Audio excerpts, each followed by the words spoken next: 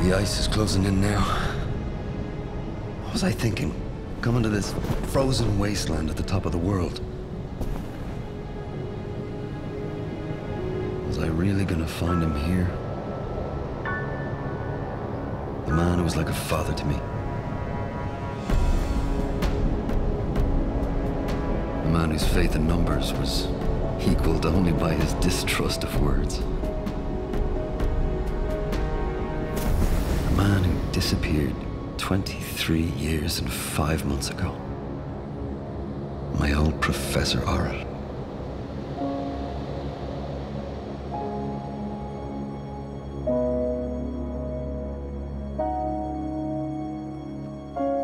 I still remember the way he spoke, even though he was already unwell. If God ever spoke to us, he would sing in calculus. Words can never communicate truths. All they can do is convey opinion, and even that they do imperfectly. Let us take the 3 states of matter: solid, liquid, and gas. While numbers are solid, words are liquid and sometimes gas.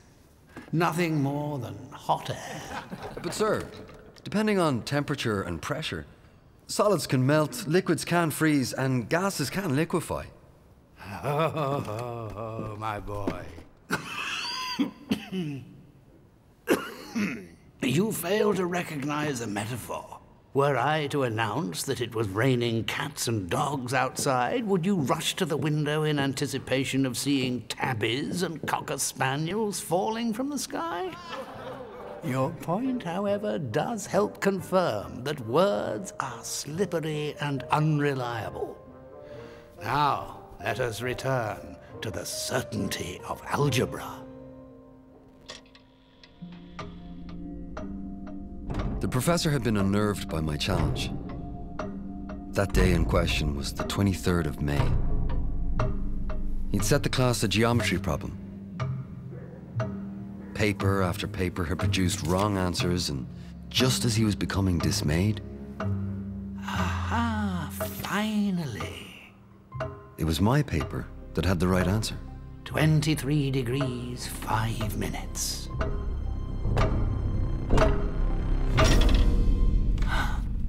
What's this? 5 past the 23rd hour. On the 23rd of the 5th month. 2, 3, and 5. This is no coincidence. This is a sign. I intend to devote all my energies and what little time I have left to my research. The search for the complete unified theory? The holy grail of mathematical physics, my boy. The single equation in which all the mysteries of the world are resolved. Won't that take some time, Professor? Time is not on my side. So I have resolved to retire from lecturing at the end of term. I can teach you nothing more. Assist me now. And who knows what the future holds for you. All through that summer, he worked tirelessly. He was convinced that the numbers 2, 3, and 5 were of great significance. It's a sequence of prime numbers. They appear everywhere. Look at your hands, my boy. 2 hands, 5 fingers, 3 knuckles. Observe the way this plant grows. 2 branches into 3, which branches into 5. Can you hear it? The numbers are there in the rhythm and harmony of music. It's a miraculous series of numbers. It's been called the Golden Spiral, contained in the simplest of things, right through to the largest bodies. He tried every possible permutation and combination. But when the new academic year began, he was at an impasse.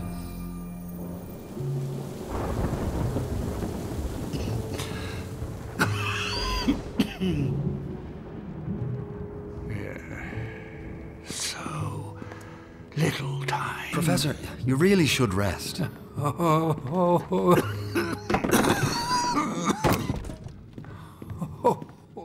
my world has shattered.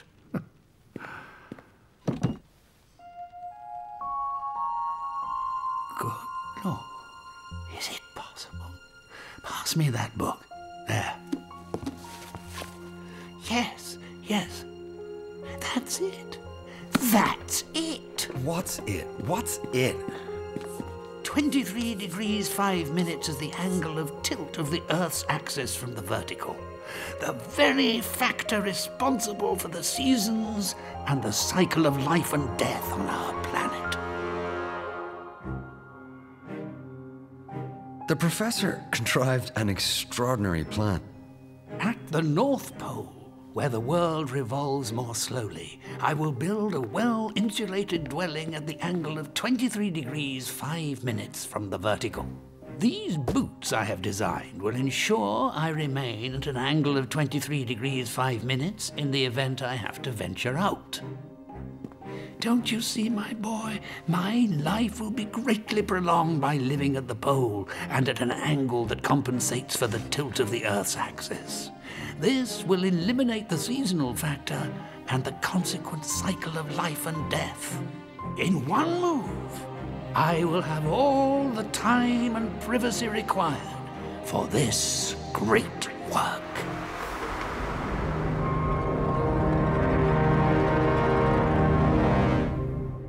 And then he disappeared.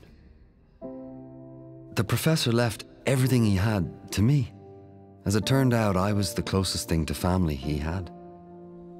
Years went by, and from time to time there were stories. A sighting here, a rumor there, whispers, always going further north, until finally, silence. I never forgot my debt to the Professor, and my curiosity as to what became of him grew year by year. So, when I reached the age he was when he disappeared, I decided to follow in his footsteps. See if I could uncover any evidence of his passing.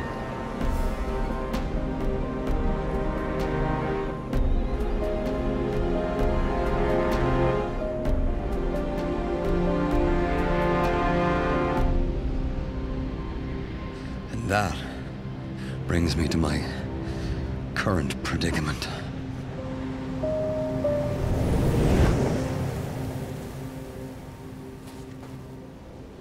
Good God! Is it really you? What are you doing out here, my young boy? Professor Orrit, but you haven't aged at all. I'm a bit plumper, perhaps. Your cheeks are looking a bit rosy from the cold, I expect. Ho, ho, my boy. I haven't felt the cold in a long time now. Not like you from the looks of things. Not to worry. Help is at hand. He's over here! Come on! See him! For a moment, I thought I had imagined the entire encounter. We've got you now! We would have walked right past you, but we heard your laughter!